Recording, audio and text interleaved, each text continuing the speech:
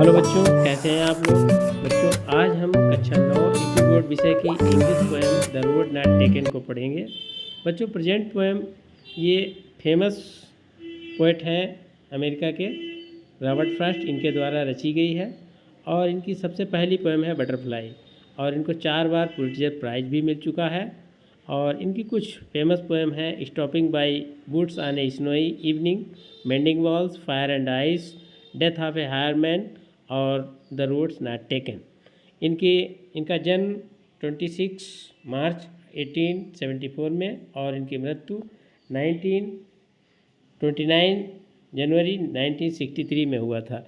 तो बच्चों, यदि आप हमारे चैनल पर नए हैं तो चैनल को अभी सब्सक्राइब कर लीजिए, जिससे आने वाली वीडियोज़ की नोटिफिकेशन आपको समय पर मिलती रहे।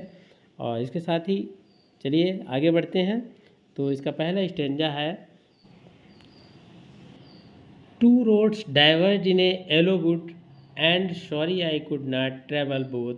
And we one traveler long I stood, and looked down one as far as I could, to where it bent in the undergrowth.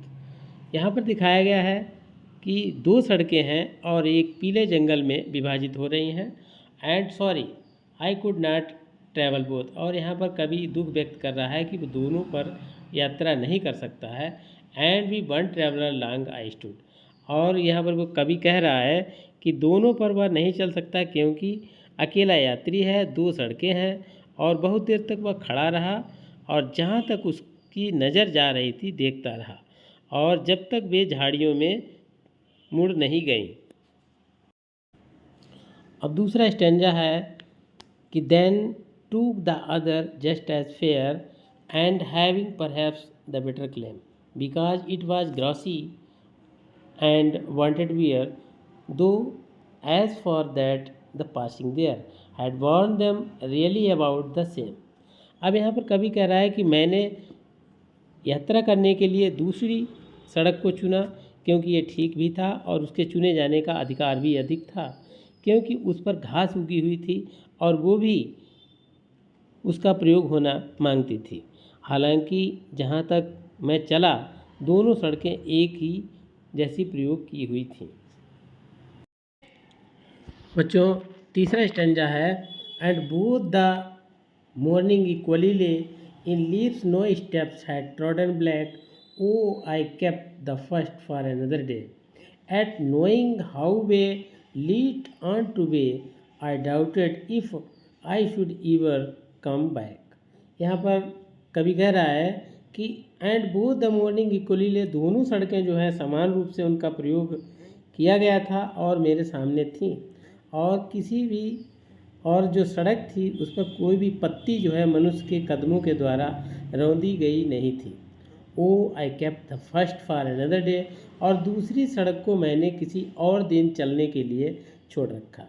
Eight knowing how way feel how way lead to on to way, और आगे मैं जानता था कि एक रास्ते के बाद दूसरा रास्ता निकल आएगा और मुझे ये भी संदेह था कि मैं कभी फिर वापस नहीं आ पाऊँगा। और बच्चों, चौथा स्टेंजा है कि I shall be telling this with a sigh, somewhere ages and ages hence two roads diverge in a wood, and I took the one less travelled by, and that has made all the differences. यहाँ पर कवि ये बता रहा है कि सदियों के बाद मैं एक गहरी सांस छोड़ करके ये बताऊँगा कि सम वेयर एजेस के बाद में, कुछ सदियों के बाद में बताऊँगा कि two roads diverge in a wood, कि जंगल में दो सड़कें विभाजित थीं, and I took the one less travelled bye, और मैंने उस सड़क को चुना जिसका प्रयोग कम हुआ था, and that has made all the differences, और उसी की वजह से यह अंतर आया। अब आइए बच्चों, ये जानते हैं कि एग्ज़ाम में क्या क्या आएगा, कैसा प्रश्न होगा, किस टाइप के क्वेश्चंस होंगे।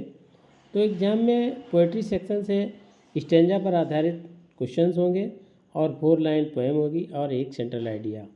तो आइए बच्चों, सबसे बड़ी समस्या आती है सेंट्रल आइडिया को लिखने के लिए। तो सबसे पहले जब भी आप सेंट्रल आइडिया लिखना स्टार्ट करें तो सबसे पहले कीवर्ड लिख लीजिए।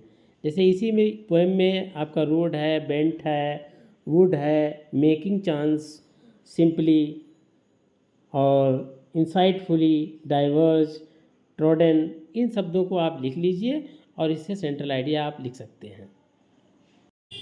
तो बच्चों अगली वीडियो में फिर मिलेंगे, तब तक के लिए बच्चों जय हिंद।